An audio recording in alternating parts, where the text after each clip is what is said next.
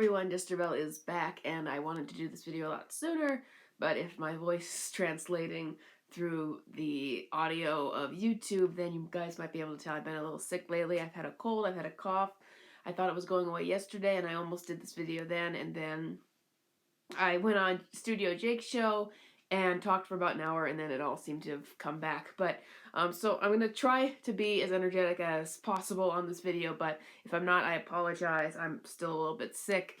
So the video I wanted to talk about before I do my Court of Owls review is this follow-up to the Joker reveal that we got last week. And as you guys could tell from my video, I was pretty excited when that got released. There were a lot of things I liked about it.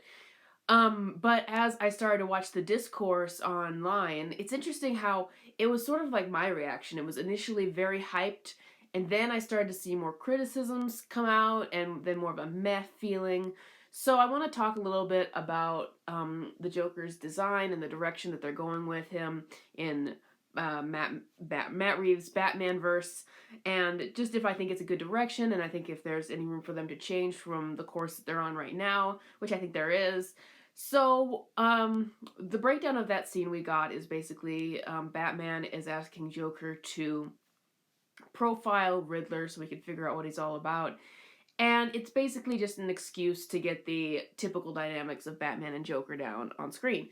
And I think that this was a bit obligatory. I think that WB just wanted to plan to have the Joker in as soon as possible, even if he wasn't going to be the main villain. They knew they want to have him in this universe, and so that's why they planned this out. So here's what I like about it. I liked the voice. I really liked the voice of Barry Keoghan. It sounded like a lot of a younger Joker, and I appreciate that, as we're getting somewhat of a younger Batman. I wanted a younger Joker for this one. And so far, I liked the chemistry that Barry Keoghan and Robert Pattinson seem to have, and that's really what got me excited for this universe. And you gotta give me a little bit of slack because I'm very biased to the Joker's character. If you do something that even resembles the traditional Batman and Joker, then I'll probably get very excited right off the bat. No pun intended.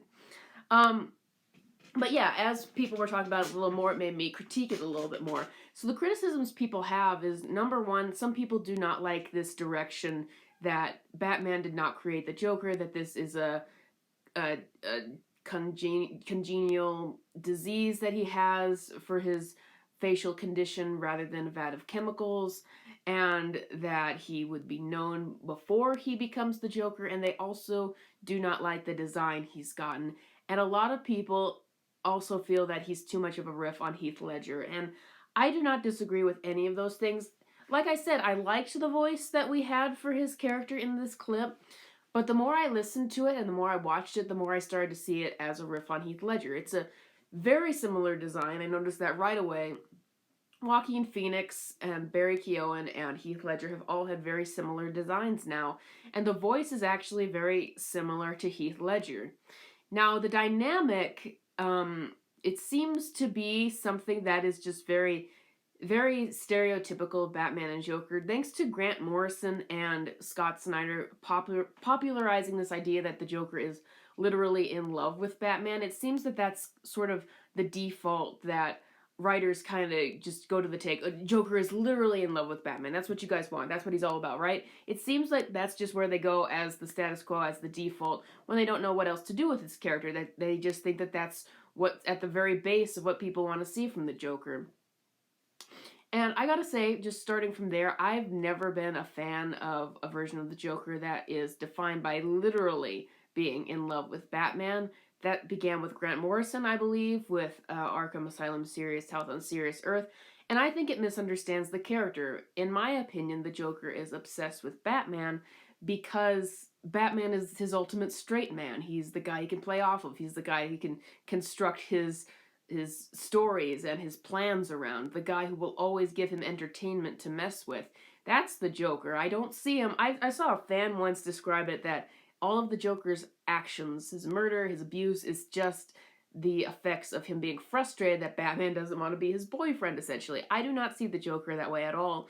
And I get a little frustrated because while writers, of course, are allowed to have different takes, like I said, it seems that a lot of writers, thanks to the popularity of Scott Snyder and Grant Morrison, have just turned the Joker into a one-dimensional guy who loves Batman. Like, we saw that in the Lego Batman movie, we saw that on the HBO Max R-rated Harley Quinn show, and it's supposed to be a parody of the Joker about how much he loves Batman, but I'm like, they've gone so far with this, like you see in Sean Gordon Murphy's Batman White Knight, they've gone so far with this, and even in Tom King's recent Batman and Catwoman series, that it's not even a parody anymore. The Joker sometimes becomes a parody of himself in a lot of comics because of how overdone this Joker is just so in love with Batman thing goes on.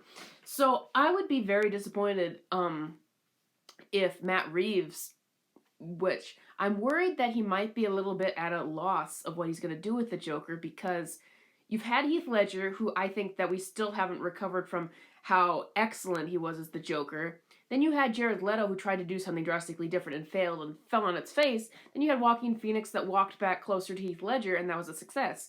So I understand him coming in being scared about, doing anything drastically different from Heath Ledger. He's making it sound like he's doing something drastically different, but aside from, some of the background of the Joker, it doesn't really seem like it. It just seems like he's doing stuff that at the very base you would do with the Joker if you were a guy coming in. I hate to say this because it might not be true at all, but it almost doesn't feel very inspired to me. It just feels like something that's trying to ride the lines of Joaquin Phoenix, with the disease that makes him an embarrassment to the world and that makes his mind break down, and Heath Ledger just ride the line between what those interpretations did in order to do something successful, because no one wants to be Jared Leto again. But here's the problem. Being a more heightened version of the Joker and falling into a vat of chemicals wasn't the problem with Jared Leto's Joker. The problem with him was the bling, the tattoos, the cringe-worthy performance. So I can understand people being disappointed that this Joker is something, once again, he seems like he's going to wear makeup and that it's all something with a realistic explanation. He really looked like he was acid burned in what we saw from him, but just from what we've heard from Matt Reeves, he's a guy who had a very dark reaction to his condition, and I guess has self-inflicted more wounds upon himself, which is why he was so deformed. Now, the deformed aspect of this Joker is another part that is having a lot of controversy amongst people, and it really surprised me because for all this time I thought I was in the minority. I thought that I like my Joker to either be scary, like Heath Ledger, or to have kind of a charm and maybe an attractive quality to him, like Mark Hamill in the animated series, or various versions of the Joker in the comics. Like, either scary or this kind of charismatic guy who, even though he's evil, he can really bring people to his side.